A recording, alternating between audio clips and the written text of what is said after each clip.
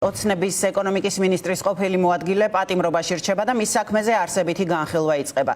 რომეო მიქაუტაძის საქმეზე, რომელსაც სამსახურებრივი უფლებამოსილების ბოროტად გამოყენებას და 2 მილიონ ნახევარზე მეტი ლარის უკანონო ლეგალიზაციას ედავებიან, სასამართლოს ხდომა გაიმართა. მის საქმეს ახალი ეპიზოდი დაემატა, რის მიხედვითაც უკანონოდ მიღებული შემოსავალიც გაიზარდა.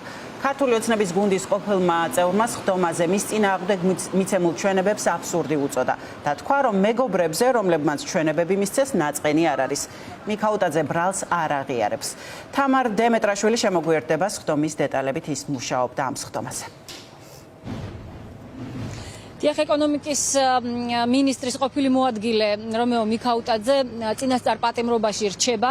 მოსამართლე ლელა კალიჩენკომ გაიზიარა სრულად პროკურატურის არგუმენტები და მიქაუტაძე წინასწარ პატიმრობაში დატოვა მიუხედავად იმისა, რომ დაცვის მხარე ითხოვდა 100,000 ლარიანი გირაოს შეფარდებას და ასევე ელექტროსამაჯურის გამოყენებას.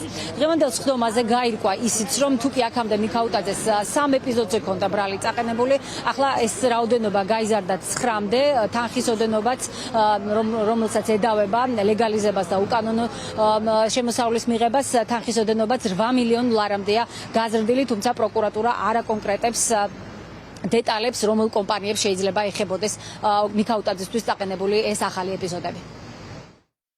გამოძიების მიმდინარეობის დროს გამოიკვეთა კონკრეტული ახალი ეპიზოდები, რომელიც ჩაიდინა რომეო მიქაუტაძემ. კერძოდ დაემატა ის, რომ ბრალი წარედგინა სამსახურებრივი უფლებამოსილების ბოროტად გამოყენების ფაქტზე რამდენიმე ეპიზოდი, ასევე დაემატა უკანონო შემოსავლის ლეგალიზაციის კუთხით დამძიმდა ბრალდება, გაიზარდა კონკრეტულად ოდენობა, ანუ წარდგენილი იყო 3 მილიონთან დაკავშირებით ბრალი და გამოძიებით დადასტურდა, რომ მან განახორციელა უკანონო შემოსავლის ლეგალიზაცია დაახლოებით 8 მილიონ 400,000-ის. გარდა ამისა, დადგინდა, რომ რომეო მიქაუტაძე მაშინ, როდესაც მუშაობდა სახელმწიფო სტრუქტურებში, ამავდროულად მიუხედავად იმისა, რომ კანონით აკრძალული ჰქონდა, მონაწილეობას იღებდა სამეწარმეო საქმიანობაში. დღევანდელ ხდომაზე კიდევ ერთი დეტალი, მნიშვნელოვანი დეტალი გახდა ცნობილი. ირკვევა, რომ გამოძიება კვლავაც მიმდინარეობს, ის ცალკე გამოიყო ერთი ნაწილი ფულის გათეთრების მიმართულებით და მას სახელმწიფო უსაფრთხოების სამსახური იძიებს.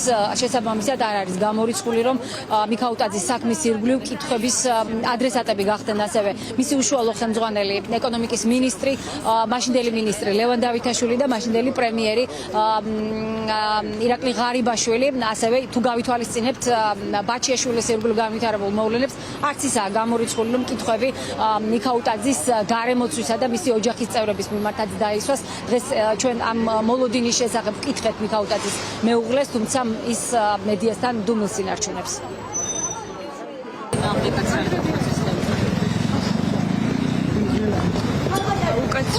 რომ დააყადაღეს კაცრავად. აი არ იტყოთ მედიასთან არაფერს, თქვენ ხო გაქვთ პოზიცია, რომ უსამართლოდ შეიკერას. მიგვაჩნდა და ახლაც მიგვაჩნია, რომ არ არსებობს არც ფორმალური და არც ფაქტობრივი საფუძველი იმისათვის, რომ მის მიმართ გამოყენებული იყოს ყველაზე მკაცრი აღკვეთი ღონისძიება და მიგვაჩნია, რომ იმ პირობებში თუ სასამართლო მიიჩნევს, რომ ყველაზე დაბალი სტანდარტით, დასაბუთებული ვარაუდით სტანდარტით არსებობს რაღაც საფრთხეები, ეს შესაძლებელი იყო აღკვეთილიყო გირაოს გამოყენებით, შესაძლოა იყოს რაღაც ეპიზოდი, რაშიც სხვა პირების მიმართ ბრალის გამოკვეთით იყოს დაინტერესებული ბრალდების ხარი. ზემდგომებზე საუბრობთ, თუნდაც არა, კონკრეტულად არავის არ საუბრობ, თუმცა ეგ არ არის დაკონკრეტებული, უბრალოდ გამოიყო საქმე ცალკე წარმოებად და ამას დრო აჩვენებს საერთოდ მიეცემა თუ არა მსვლელობა ამ საქმეს და ვის მიმართ მიმდინარეობს. რომეო მიქაუტაძის საქმეზე დღეს იყო წინასწარი ხდომა, შესაბამისად საქმე უკვე არსებით განხილვაზე გადავიდა და მომდევნო ხდომა უკვე 7 ოქტომბერს პირველ საათზეა ჩანიშნული.